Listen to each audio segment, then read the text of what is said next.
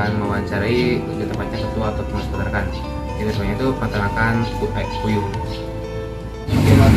Lanjut ke ini ya, boleh di sini bisa ditingkat di mana? Bapak, keluarga bapak ada yang pernah menjabat sebagai pemimpin atau ketua? Oh iya, kalau bapak itu ketua BPD desa, kemudian ketua paguyuban keluarga besar Bani Muhammad, kemudian jadi sekarang lagi masih menjabat kepala sekolah kayak gitu. Banyak sih. Kalau ibu sebagai ketua kelompok kerja ibu-ibu PKK sama muslimat di Sentral itu sedesa. Sebenarnya Pak ada itu ada cara bapak terpilih di pemilihan Pak, ada bisa dipilih dengan suara.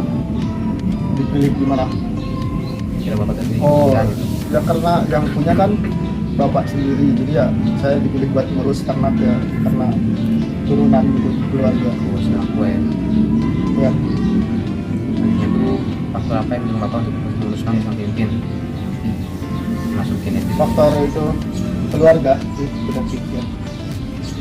Selanjutnya apa yang menurut bapak sang pemimpin? Ada cerdas, ada pandang, cerdas atau Mungkin karena emang pengalaman beternak gitu, jadi ya orang tua nganggap oh, kamu mampu gitu ya. Pengetahuan sih. buat sama cerdas Pak. Ya. Selanjutnya ke gaya kepemimpinan Pak. Apabila bapak buat aturan, sikap bapak tetap apa yang bapak terapkan? Ada yang kedua, aturan. Ya kalau aturan tertentu ya nanti misal sudah ada aturan gitu. Terus misal nanti di tengah jalan ada yang perlu disesuaikan ya disesuaikan kayak gitu. Kalau misalnya peternakan keluarga ya seperti itu, nggak bisa secara paten gitu. Jadi kalau misalnya ada masalah problem berarti tidak sesuai dengan aturannya ya aturan itu yang direstrukturisasi gitu dengan problem yang ada tuh. Selanjutnya ke saat tidak bakti, sikap apa yang terapkan? Semua anggota sudah tidak bakti, tapi anggota tidak bakti akan bekerja.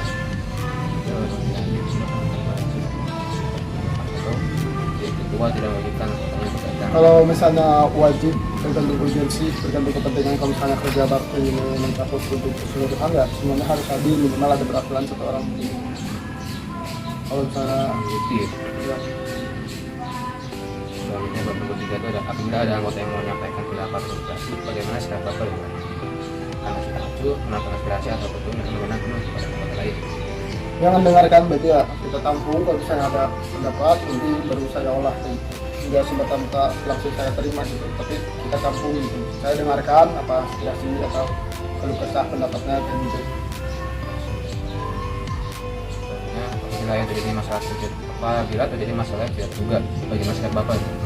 Langsung lulus kebijakan, mendiskusikan masalah dan mencari solusi ke anggota. Kalau mau problem itu biasanya kan ada yang datang tiba-tiba, berarti sebelumnya kita harus punya rincian gitu. Kalau misalnya sudah punya backup apa ya untuk mengatasi masalah yang tiba-tiba kayak gimana gitu, sehingga ketika ada masalah yang tiba-tiba itu terjadi kita langsung bisa menghandle-nya kayak gitu ya, langsung ada kebijakannya langsung karena udah disiapkan sebelumnya. Bagaimana cara bapak memberi tugas atau amanah kepada bawahan? Saya ngasih penjelasan, misal saya kan udah punya kerja gitu satu orang buat gantiin saya kuliah di sini, saya punya nyari pekerja. Yang saya kasih tahu dulu ini cara kerjanya begini, terus dilihatin kerjanya kayak gitu benar begini. Sesuai ya. Ya. Jadi dalam masalah bila ada warga bapak yang kena covid, apa langkah bapak yang diambil? Ya kalau kena COVID ya mau nggak mau harus karantina kayak gitu. Menerapkan kita maju buat Ya.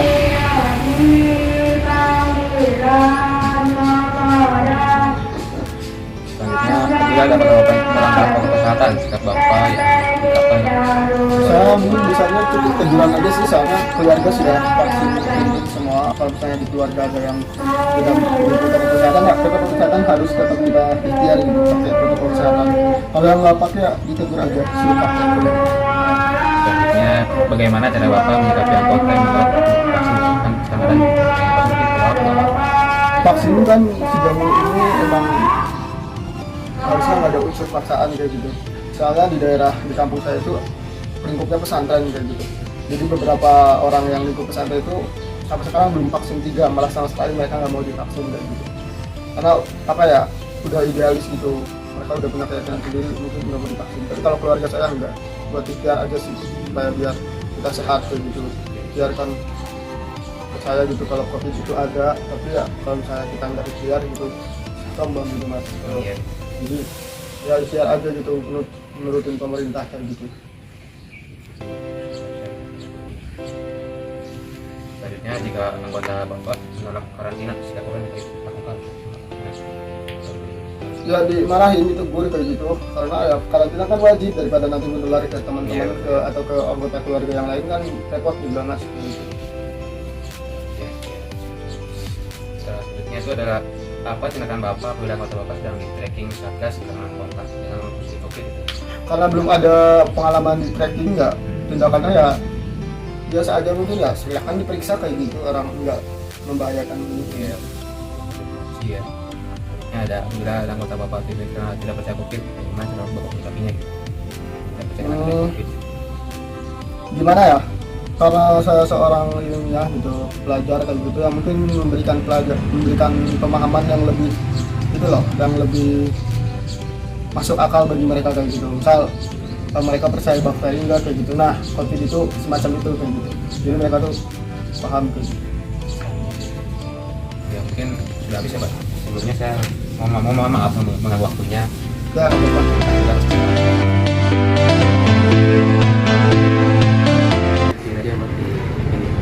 Jadi saya ada pertanyaan, kan bisa pilih terus kita yang sesuai sama Bapak pilih mana? Ya, semampu saya. Ya, Pak. Untuk pertanyaan pertama itu, keluarga Bapak ada yang pernah menjabat sebagai pemimpin atau ketua dari keluarga? Itu ada Keluarga saya ya, ada yang pernah. jadi menjabat sebagai pemimpin atau ketua, mungkin dari ayah ibu atau paman. Oh, dari keluarga saya. Ya, Dari keluarga saya, kalau yang saya kan umurnya udah 59, kalau dulu ada yang pernah menjadi apa ya, aman desa itu. Desa. paman kah atau Ya dari eyang, dari mbah. baik? Ya. Kemudian cara Bapak terpilih jadi pemilihan itu Pak? Jadi ketua RW ini melalui apa? Kalau dulu waktu dipilih jadi RW itu warga kan senangnya musyawarah, dari pilihan atas dasar musyawarah. Ya. Ya, faktor apa yang mendukung Bapak untuk memutuskan menjadi seorang pemimpin? Ya waktu itu kan belum, sebetulnya sih banyak selain saya yang bisa menjadi ketua RW, tapi ya nggak tahu kenapa saya yang dipilih. Mungkin mereka pada sibuk dengan tugas-tugasnya karena masih muda-muda gitu. Jadi ya, jadi dengan situasi seperti itu mungkin milih saya karena saya yang banyak berkecimpung di rumahan gitu, di rumah gitu. Seperti itu. Ya, apa yang membuat Bapak menjadi seorang pemimpin? Bagaimana? Apa yang membuat Bapak menjadi seorang pemimpin? Apa yang membuat saya Jadi seorang pemimpin menjadi seorang pemimpin? Ya, keluarga berpandang, visioner atau berwawasan luas bisa dipilih. ya paling tidak ya mempunyai sedikit wawasan itulah. Ya luas sih tidak itu. Sedikit punya wawasan tentang kemasyarakatan gitu. Mungkin sekarang itu bagian dari kepemimpinan. Yang pertama itu, apabila Bapak membuat aturan, sikap apa yang Bapak terapkan?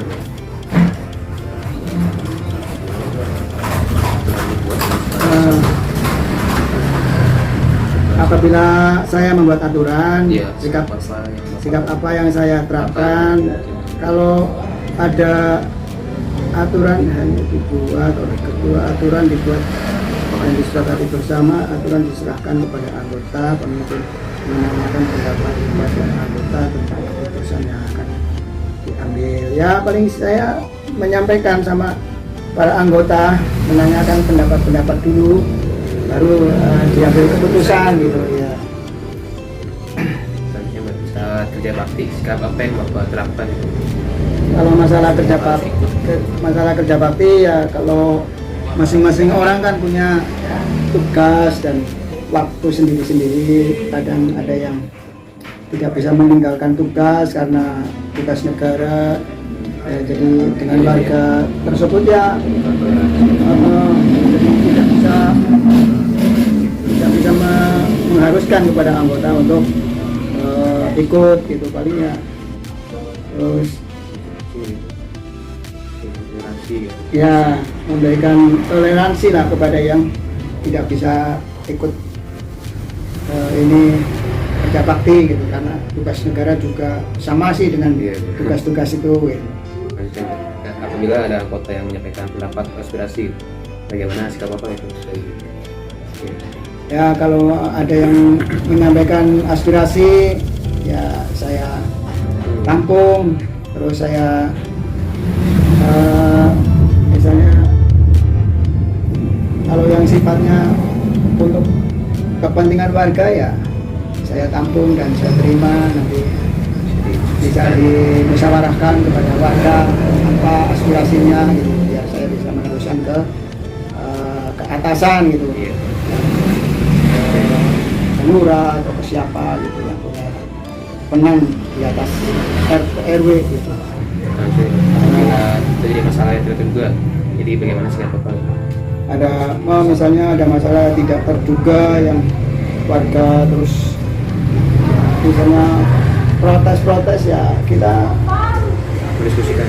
dia mengambil langkah musyawarah, diskusi misalnya masalah tak terduga yang sifatnya bukan urusan untuk ke lingkungan warga ya diteruskan ke lurah atau ke kepolisian misalnya, ya misalnya tindak-tindak kejahatan apa bagaimana gitu.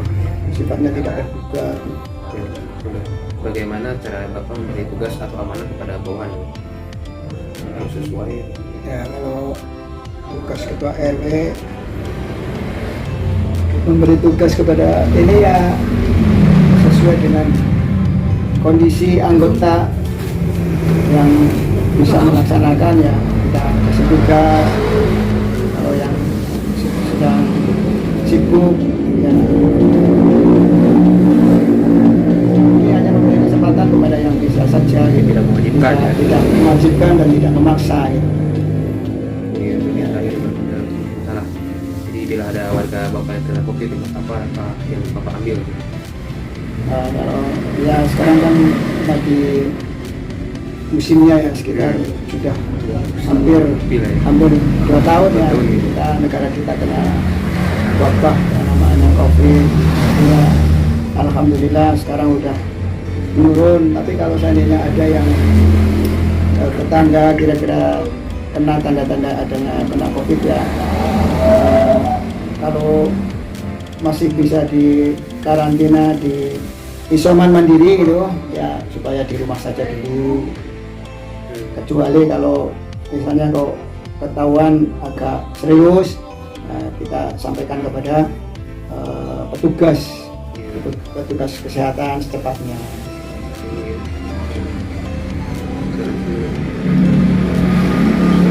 Isoman. Apabila ada anggota Bapak yang melanggar protokol kesehatan, sikap yang Bapak terapkan Bagaimana? Apabila ada anggota Bapak yang melanggar protokol kesehatan, jadi sikap Bapak itu bagaimana yang diterapkan? Ya kalau ada yang warga saya yang melanggar protokol kesehatan ya mungkin karena ketidaktahuan atau mungkin bagaimana perasaannya ya kita hanya menyampaikan ini arahan gitu ya, teguran semampunya gitu. Supaya jangan sampai melakukan pelanggaran karena itu kan sifatnya untuk Menjaga diri juga. keamanan lingkungan, kedamaian lingkungan. Bagaimana cara Bapak menyikapi anggota yang menolak untuk divaksin? Jadi ada yang kayak pengen vaksin tapi dia nggak mau. Ya secara fisik kalau ada anggota yang tidak mau divaksin karena faktor misalnya usia atau punya penyakit serius ya kita tidak memaksa karena itu tanggung jawab ya tanggung jawab seorang petugas kesehatan. Paling memberi saran supaya untuk ditanyakan kenapa tidak mau, apakah punya gejala penyakit yang serius atau bagaimana. Ya. Jika anggota Bapak menolak karantina gitu, sikap apa yang dilakukan? Ya, gitu. Kalau tentang terindikasi kena COVID menolak di karantina, ya kita kasih saran, kasih sosialisasi lah supaya dia menjadi punya kesadaran.